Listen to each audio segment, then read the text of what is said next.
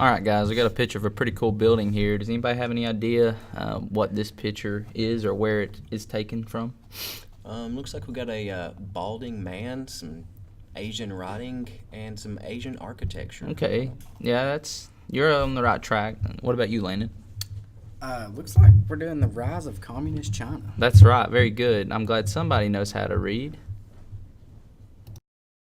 All right, guys, well, the situation in China where a communist government was established is a pretty complex subject, so I'm just going to give you a brief overview of the events that led to the establishment of this government in China. For starters, Brandon, could you tell me, just give me an idea of when the Communist Party was founded in China? All right, Chase. The Communist Party of China was founded in July 1st, 1921, chiefly by Li Dezhou and Jin Dixiu. Very good. And who was a key leader of the Communist Revolution in China? The Communist Party fell under Mao Zedong's control in 1927. That's right. And any ideas of how long the revolution took place? Mao led a revolution, and the Communist Party obtained control in 1947. Very good. All right, Landon, let's give a little background on the establishment of Communist China. China was actually under the rule of the Qing dynasty until its collapse in 1912. You've heard of the Qing dynasty, right? Yes, sir. Yeah, we learned about those in that World Civ 3 class we took with Dr. Liu. That's it. Yeah, well, after the collapse of the Qing dynasty, many Chinese were looking for ways to reform the government. The Republic of China then ruled China from 1912 all the way until 1949 after the collapse. A key leader of this movement of reform was Sun Yat-sen. Some of his beliefs helped actually found the Kuomintang Nationalist Party. All right, who can tell me the two political parties that emerged in Communist China? What about you, Brandon? Ooh, was it the Democrats and the Republicans? Not exactly. Not even close, really. Well, after the fall of the Qing dynasty, the Republic of China arose, and it lasted for 37 years, from 1912 to 1949. The KMT, which we talked about earlier, was the leading political party of the East Asian state. Originally, these two parties worked together to defeat the warlords of northern China, but eventually strongly opposed each other. This led up to the Chinese Civil War. All right, Teach, I got a question. How was the foundation of this Communist China formed? Brandon, that may be the best question you've ever asked me. Well, I'm glad you asked because that's actually our next point. There's a key event that happened in China known as the Boxer Rebellion. Landon, I know you said you're familiar with that event. Yeah, isn't that where China cleaned itself of all its foreigners, killing off a bunch of people? Yeah, exactly. Many of the people died from starvation and poverty, and these people were innocent. And, due to the harsh conditions, the many people, they had no other option but to accept rulers like Zedong and the ideas that he brought with communism. And in 1916, after being under the tyranny of the warlords that were in China, many of the people joined political parties and revolutionary groups in an attempt to better their country. What's this thing on? Don't worry about it. It's on. All right, guys. Well, due to the fact that there are two huge governments in China at the time, between the KMT and the Communist Party of China, there were many conflicts. And, in fact, it actually ultimately led up to the Civil War, which lasted from 1927 to 1950. You mean like the Yankees and the Confederates?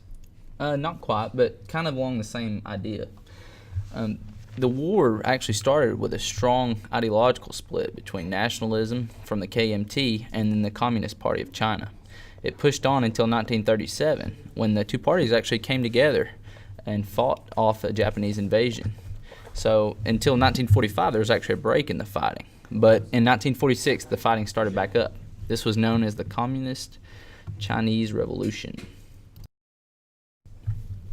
Mao Zedong? Didn't we talk about him earlier? Yeah, we did, Brandon. Just to give you a little background on Zedong and how he came into power. He was born in 1893 to a wealthy farmer. He originally had a Chinese nationalist political view, but while he was in school at Peking University, he began to read Marxist literature, You've heard of Marx before. I have. Yeah, well, eventually he was actually converted over to Marxism and Leninism, which was the foundation for communism.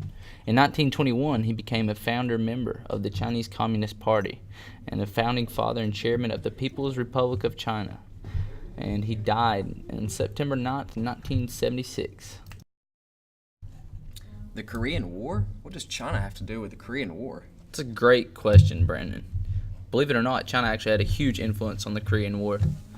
They began intervention in October of 1950. There were 4 Chinese armies, which totaled around 200,000 soldiers. And these soldiers struck at the UN forces, creating what the famous U.S. General MacArthur called an entirely new war.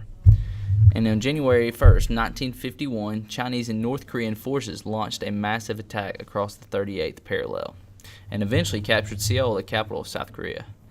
However, eventually the UN troops regained control of Seoul on March 14th. But regardless, China had an undeniably significant impact on the war and showed the true military power that the country was capable of using. Hey, Chase, I've heard about this thing called the Great Leap Forward. You wouldn't happen to know anything about that, would you? Well, that's actually an awesome question because the Great Leap Forward is a very important event, especially under Zedong's rule in communist China. The goal was to create an economy that would rival the U.S. by 1988. It focused on developing their agriculture and industry, and the government used propaganda to persuade and control the people. People had to give up the ownership of tools, animals, so that everything was owned by the commune. But this plan ultimately failed because it resulted in 20 million deaths due to starvation and disease. This was essentially a great example of socialism in the Chinese society. So, Chase, it's all good and well to know about China in the past, but how's it doing today? It's doing great, actually, Brandon. It's the world's most populous country with around 1.3 billion people, with the Communist Party of China being the country's only political party in power. There was a constitution put into place in 1982, and the national flag, which you see on the background here, was adopted in September of 1949. The stars on the Chinese flag represent the people's unity under communism. They also have the world's largest active military with 2.33 million active military personnel. And many consider it to have one of the most successful economies in the present-day world.